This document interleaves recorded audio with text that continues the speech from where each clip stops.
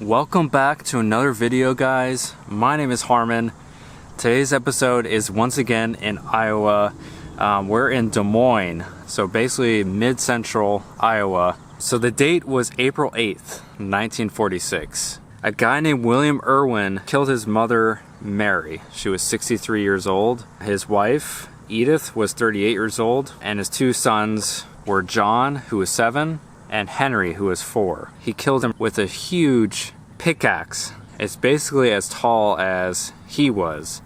He actually chased them around the yard, trying to kill them all. The oldest sibling was Billy, and he was 11. So he survived because he actually ended up attending like a special concert in Minneapolis. And so he was actually gone when it all happened.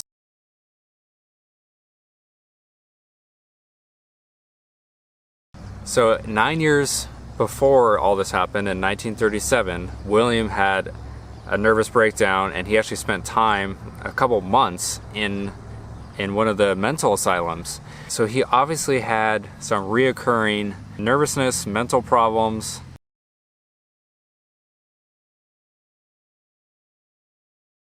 A week prior to the murders, he was basically hit by a car. He had to like jump into the windshield in order to avoid from being like run down. So after the accident, he basically became super nervous and said something to the effect of, "My time has come." And of course, when he got into the accident, that kind of, I think, propelled the nervousness and probably maybe more of his mental problems.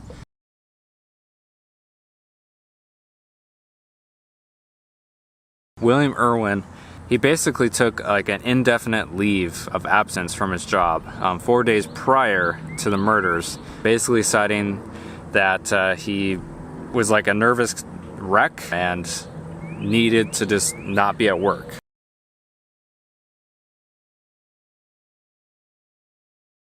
"7:30 a.m., the day of the murders, he seemed fine. He talked to his neighbor Elaine. Everything seemed fine. He said he'd bring over some food. 8 a.m., his wife Edith called William's brother James and said, 'You need to hurry up and call a doctor and get him over here because he seems out of it.' 15 minutes later, 8:15 a.m., William again appears fine. He goes over to Lane's house, brings him the rhubarb that he promised. So about 8:45 a.m., Mrs. Lane's nephew was working in the Lane's yard, which it was kind of across the street, not that far away.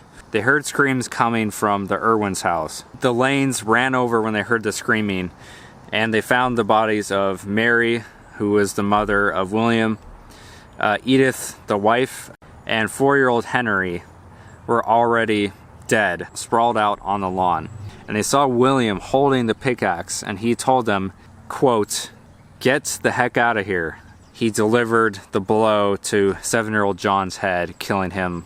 And you would think that the story would end there, but unfortunately it gets even more ridiculous.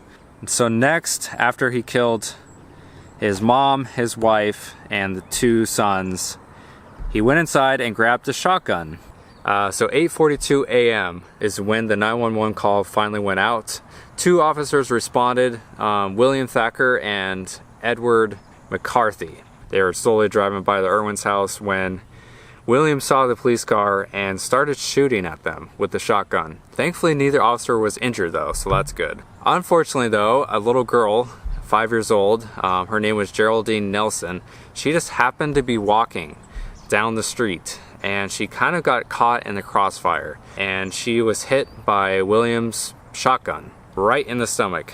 Officer McCarthy returned fire and shot William in the knee. He tried to run a little bit, but was chased down by the 2 officers. Coincidentally enough, William knew one of the officers, and he said, "If I knew it was you, I wouldn't have started shooting." So the officers were heading basically to the Lane address, this direction.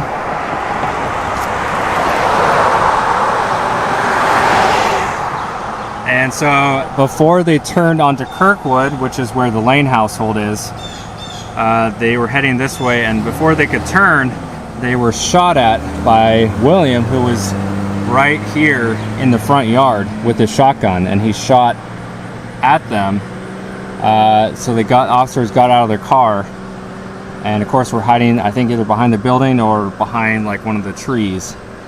And they returned fire back at William, and he was shot in the knee, and of course they finally got him.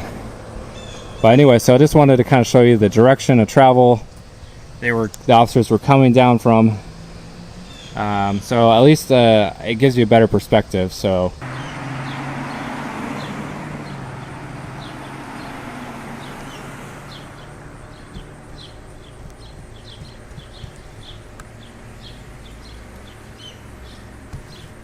the 4 family members, you know, the wife, the mother, and then the 2 kids, all were presumably killed right here in the front yard. That's just, I don't know, it's mind-blowing that all this happened right here. I mean, I don't know how far they ran. Like, I don't know if they ran down here at all, but several of the bodies were found like right here in the front. I know that for a fact, but I don't know if any of them were able to make it past like over here or not before they were killed by William.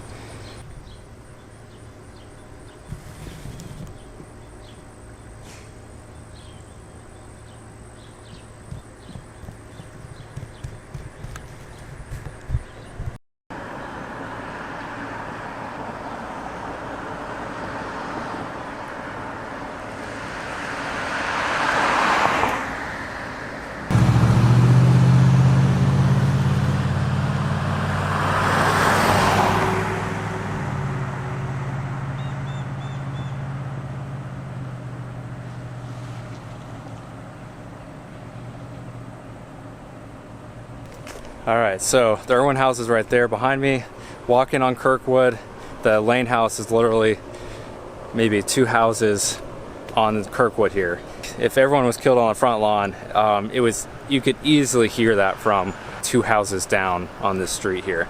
Man, I can't even comprehend what that must have been like, especially because they literally just talked to William right then and there, like 15-20 minutes beforehand, when he gave him the rhubarb, and you know, he seemed fine. So going from, you know, talking to him, he seemed fine, to you hear screams and see him killing the family. I just can't even imagine.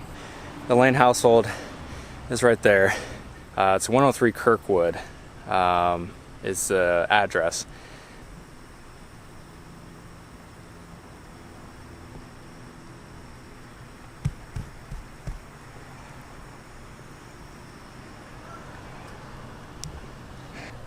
To the Irwins, and as you can see, the house is right there.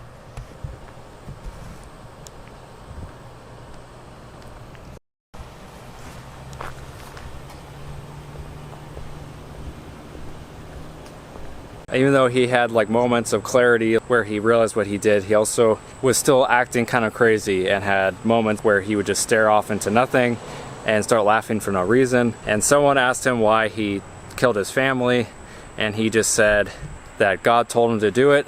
And someone asked him, well, do you think you're crazy then, or insane? And he said, well, I did what I did. So William was declared insane. So on May 15th, 1946, only about a month after he killed his whole family, except the oldest son, he was put in one of the mental asylums called Anamosa Reformatory for the Insane. But he didn't last in there for too long. November 1949, William was found hanging by a sheet. He committed suicide. He was 45 years old when he killed himself.